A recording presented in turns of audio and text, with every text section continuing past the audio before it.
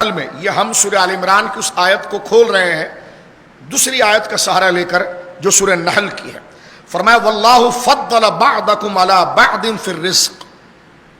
سورہ نحل آیت نمبر 71 اللہ فرما رہا واللہ فضل بعضکم علی بعض فی الرزق، اور اللہ نے ہی تم میں بعض کو بعض میں رزق دے کر فضیلت دی ہے.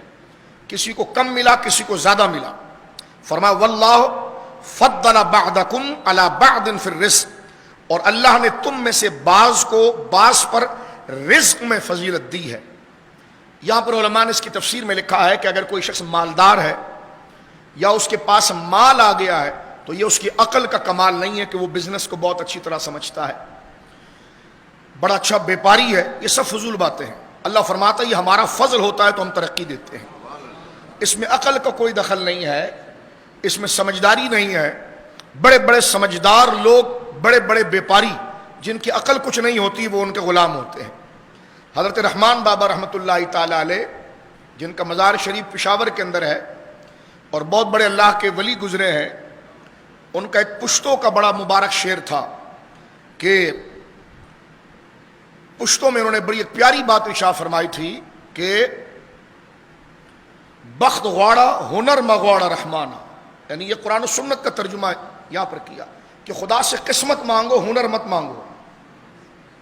بخت غواڑا ہنر مغواڑا رحمانہ دا ہنر من بختور غلامانہ نوی.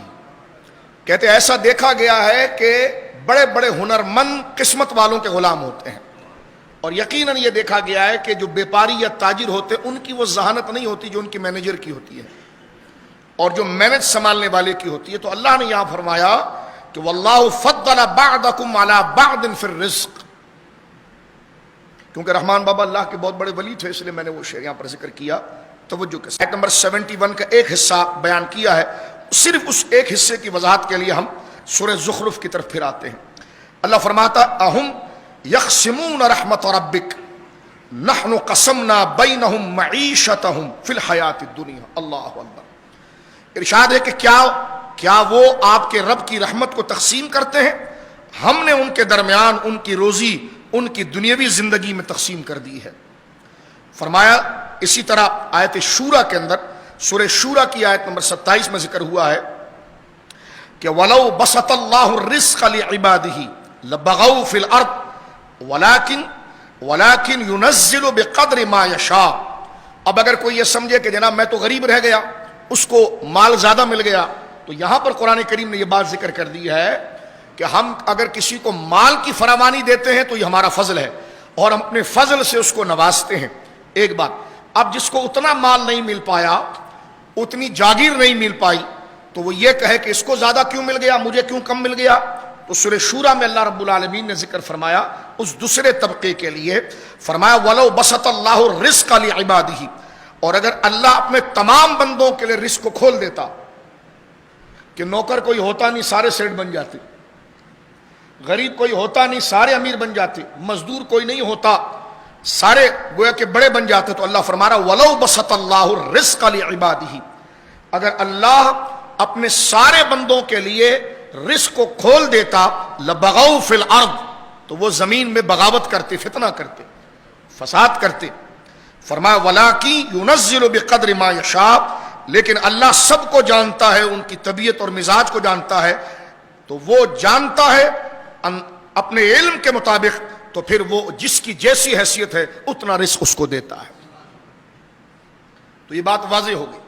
جس کو مال کی فراوانی کم ملی یہ اس کے لیے بہتر تھا، ورنہ وہ باغی اور فسادی ہو جاتا. لہذا وہ صبر کرے اور اجر کو پائے.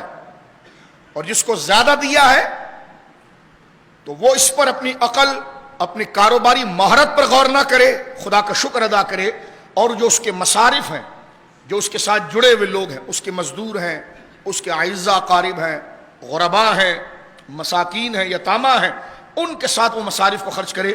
اس سے خدا اس کے بارے میں پوچھے گا کہ تو نے مال کہاں خرچ کیا، کس طرح دیا جب ہم نے اپنے فضل سے تجھے دیا تھا.